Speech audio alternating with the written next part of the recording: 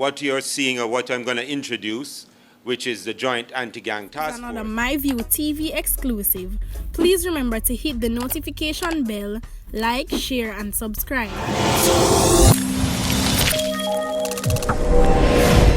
I don't bring nobody forward in your cheer for me. Everything what you see up my natural talent. Let me tell you something. You see, when you know what to please the audience with, it's simple, mean. Is a culmination of work, but also work on from the JDF side and the JCF side to come to this point where we can have this joint anti-gang task force. Tree understands that even though the JDF and JCF have worked together for years, and certainly as long as I have been in security, we actually are setting the conditions for even closer working relationship and better collaboration. So this is all about continuing our focus on guns, gunmen, and gangs. And it was important, and we saw as part of our strategic focus and strategies that we had developed and planning that we had done, that we required an agile joint force that could deal with the levels of violence that we see here in Jamaica. It is not bound by any particular geographic space, but will move fluidly across the country to interrupt gang activities, to disrupt and deter those, to recover firearms or seize firearms, and also to focus on those people who are intent on creating death, mayhem, and pain in our society. And this is a part of that. We're launching this officially today, but the task force has been in operation now for a week. And over that week, we have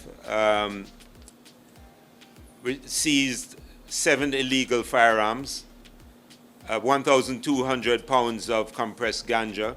We have disrupted a illegal alcohol operation that was funding a particular gang, and we have arrested 4 persons for lottery scamming and another 16 of them to make a total of 20 persons who are involved in violence and crime.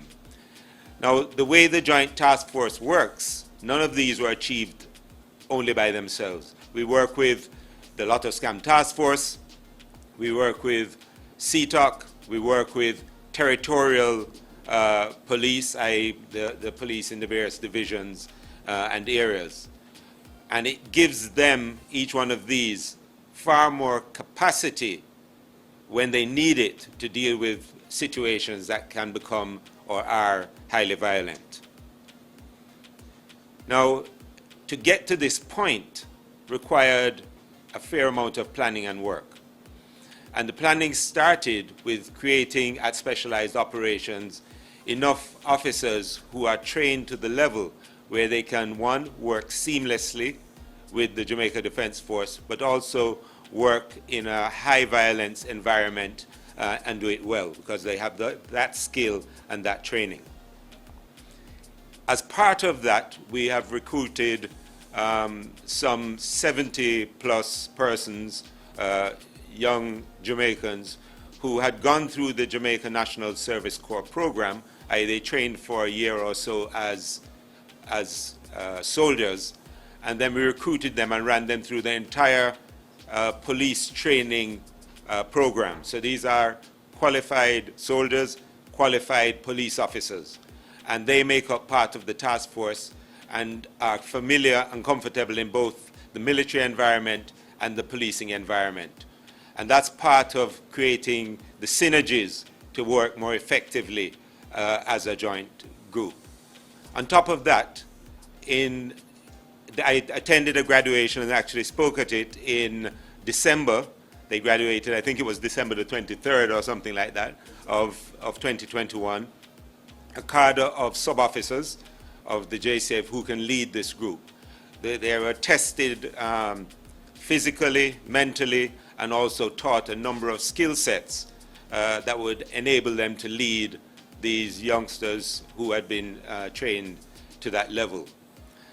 These sub-officers are also, physically we tested them at military standards and they met those standards pretty well. And so we have a cadre now that works with the JDF and can seamlessly do this work. And hence, we're seeing those sorts of results, which is what we want. So we don't just get to a point like this. We didn't just throw together some people and say we want to go and do some joint operations. We are sitting in a planning room where a lot of planning takes place to be able to launch the sorts of operations required in this environment, this highly violent environment. We are determined that Jamaican people are going to be safe. We are going to take back these guns that are out there. We're going to put a large dent in this firearms business in Jamaica. 91% of our deaths or murders this year have been done with an illegal firearm. And we are determined that we will recover these or seize them, but also, more importantly, the persons who are doing this. And we have seen these people operate, and sometimes our public don't really get to see the end result of their work, which we see a lot of. These are people who will kill persons for money, they will kill your families, and they will kill their own families. These aren't, again, I want to emphasize, and I say it, and I keep saying it, this is not about unattached youth. This is not about poor ghetto youth. This is about people who have made choices in life to pursue a life of crime and violence and murder. This morning, I'm here to invite law-abiding citizens of our country to imagine a Jamaica where the threat of gangs is not causing you and your children to cower under your beds at night, where there's no extortion, and where children can play freely. There are over 7,000 men and women in the Jamaica Defense Force who come from communities just like yours, and they want to know that their families are safe when they are working to protect you. So understand that the service that the Jamaica Defense Force is giving is a professional one. It is also a personal one. And this is why, through this joint initiative with the JCF, you can trust that it is our intention to create a safer Jamaica. Thank you for joining us this morning as we launch the Joint Anti-Gang Task Force. Its mission is to work jointly to address the threats of gangs with guns in our communities and ensure a safer and secure future for all citizens. The JDF has been committed, intentional, and strategic about the support we provide to the JCF as we work to reverse the norm of gunmen being comfortable in any space. In addition to the other methods being employed to address the threats faced by the nation, the Joint Anti-Gang Task Force will bring focused attention to gangs perpetrating violent crime across the island. The JDF, as the Commissioner of Police said, will bring dynamic and flexible military expertise to this task force, ensuring joint intelligence and the securing of the spaces in which we engage. This will allow the JCF to focus on the pursuit of gangs and the apprehension of their members who terrorize communities. The JDF's assessment is that the youth are featured prominently in the expansion of gangs and gang activity in communities. This is why we are seeking to strengthen our own youth engagement efforts to provide an alternative and positive action path in society for youth to prevent them from being pulled into gangs.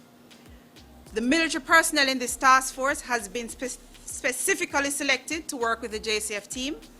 They are trained in human rights, and they're also very familiar with the rules of engagement.